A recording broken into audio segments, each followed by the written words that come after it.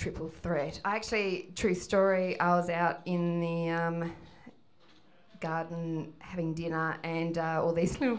See, my demographics find me amazing at like this tall and they're Mum, there's Sally Sunshine, over there, there's Sally Sunshine. And the parents going, shh, and these kids going, oh, it is her, oh my God. They just kept walking past me and looking at me, you know, like when you see someone famous, but they were all 5. So, true story, that's how I, no one's ever going to do that for comedy, but I come here to get away from home. My mum was visiting tonight and, this afternoon before we came here, and because I have 3 teenagers at home, you can imagine all the eye rolling and the door slamming and the screaming.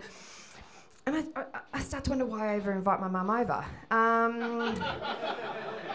She doesn't behave very well because she doesn't like how we're raising our children with self-esteem, self-worth, and to like themselves. That really goes against everything she's into. Growing up, both my parents and my brother, who's just a year older, are all actual, literal, on paper geniuses. Oh, I'm sorry, not. And we used to do things like, you know, we'd go to botanical gardens and she'd go, sweetie, I won't say my real name, what's this? And I'll go, it's beautiful. Oh my God, it's so fluffy and a little flower. Oh my God, it's beautiful. She'd go, Stuart, what's this? And he would go, oh, that's a Latinus, Namius, Wankius, Plantius, Flowerus. Can't. Number of ways I can disappoint my mother. And, you know, and then things would happen like they have all these fancy friends and they'd come over for all these dinner parties and then, Steve, I'm saying my real name, and they'd go, Sally-Ann, come and play Concerto Fuck Knows Wankiest Name for our friends on the piano. And it was about that age that I decided just to fuck with them and started dressing like a full-blown goth. So I'd come out to their fancy dinner party like a full-blown goth and didn't even want to dress like that and just try and play the piano as worst I could, even though they'd forced me to play for the last 15 years. But that's when I learned this amazing thing. So these bad things that happen to you in life teach you great skills. So anyone here who wears eye makeup, if you cry at a 90-degree angle, it doesn't ruin your eye makeup. Thank you. Yeah, I learnt that then. It is a handy hint I learnt from my parents, and I'm not looking at my hand for any other reason except... Oh, yeah, that's right. I knew there was a bit there. I've changed some stuff around tonight, so because I added some bit in, because I know some people here. And another thing that I can't do is argue with my parents because they're all smart and it's all head for them. And I'm all heart and kindness. And, you know, if people want to change words, like, you know, I can remember them arguing about when Indigenous Australians then changed to one being called Aboriginal and then back to Indigenous, and there was all this big argument. I'm like, what does it matter what word we use? If we can make thousands of marginalised people feel better by just changing one word in our vocabulary, that just seems like a really sensible, kind thing to do.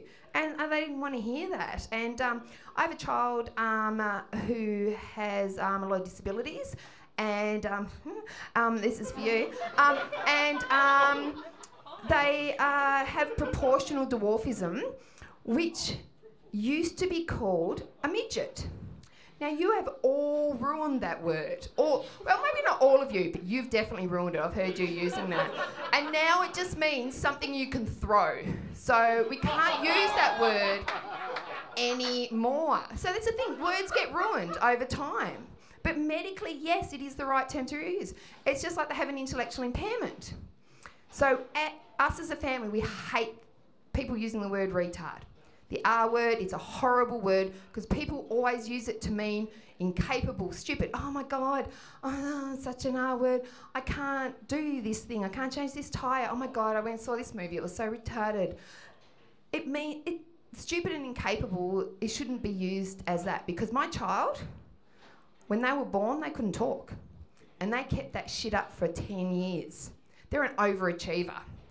And then and they'd learnt 3 languages by then. They, you know, could use a talker, Auslan, and then they learned to speak English. So, you know, overachiever.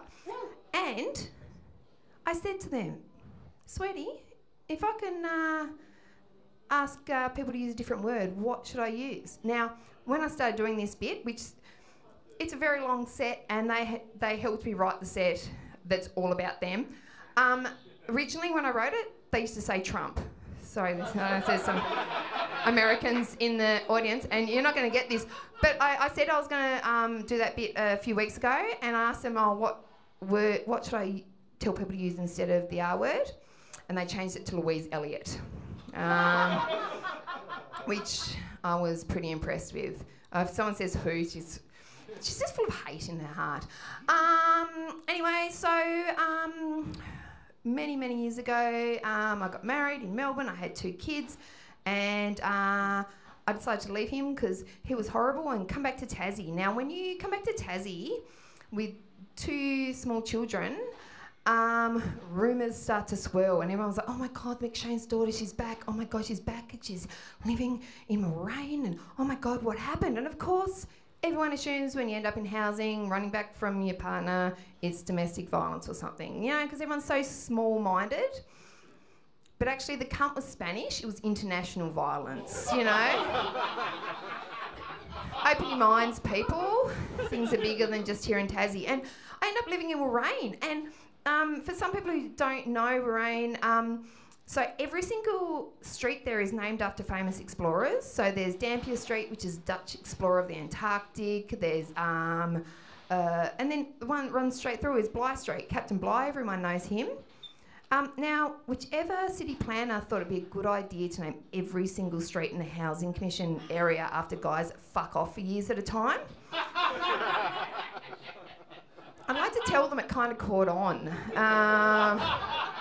Wasn't a good idea, but I was really happy there. That was some of the. I lived there for 12 years, and I was really happy. As soon as we moved in, we got a rescue dog. Oh my God, has anyone else here got a rescue? Anyone?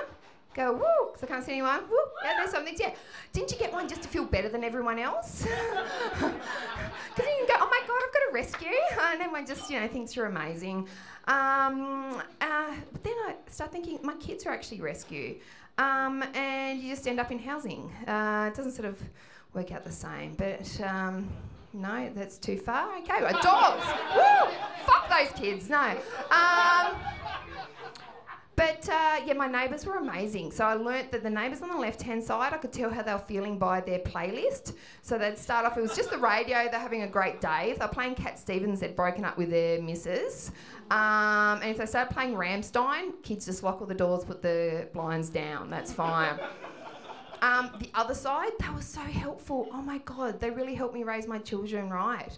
You know, it'd be about, 11 p.m. and you'd hear this, clean your fucking room, Shailene! Now, I don't know about Shailene, but all of my kids got out of bed and cleaned their room. And I cleaned mine too, because I was really scared.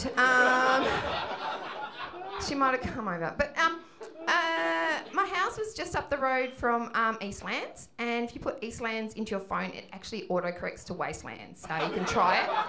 I'm not even joking about that. And the Rosny bus mall was there, and that's like a training ground for the Risdon prison yard. And just one handy hint, if you ever end up at Eastlands, if you see someone with a kid with one of those little harness leash things on, a little toddler with a harness leash, don't ask them if it's a rescue.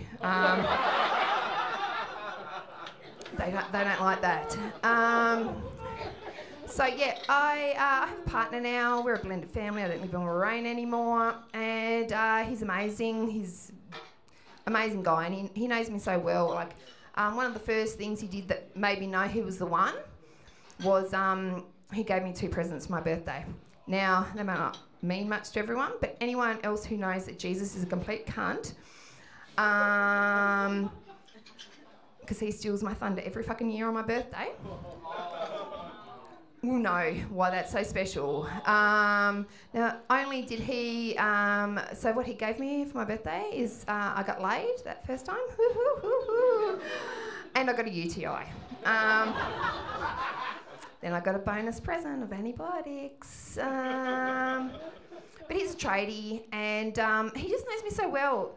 Oh, I forgot to say that back when I lived in Moraine, because it was a really crappy house, I used to buy heaps of pot plants.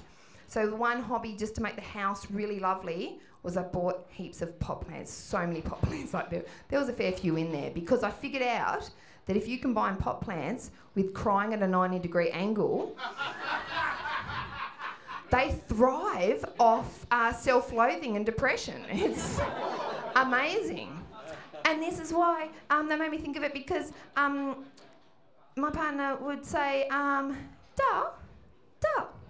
I'm like, yeah. He goes, did you speak to your mum on the phone today? And I go, yeah, how did you know? And he goes, oh, no, there's just a new pot plant in the bathroom, and it looks great, it's thriving, it's really good. But I'm just checking in you're okay.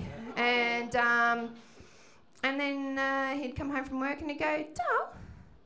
And I'm like, yeah. And he goes, did you have lunch with your mum today? Or did she come over or anything? I went, yeah, I had lunch with her. Why? And he goes, oh, just that all three of the kids used to have their own bedrooms, and now they're all sharing one, and the other two bedrooms we can't get into because there's so many pot plants in there. But not that, that's okay, they're thriving, they look great.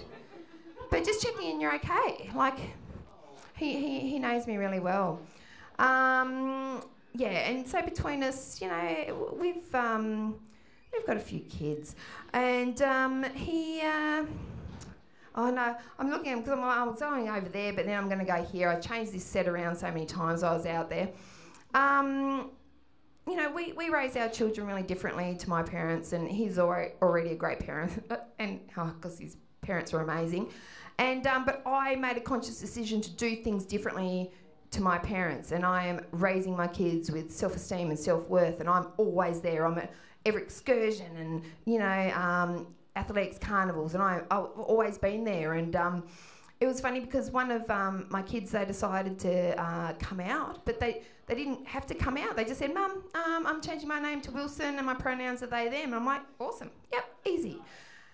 Oh, except for the fact we have to tell Grandma. We're going to tell Grandma.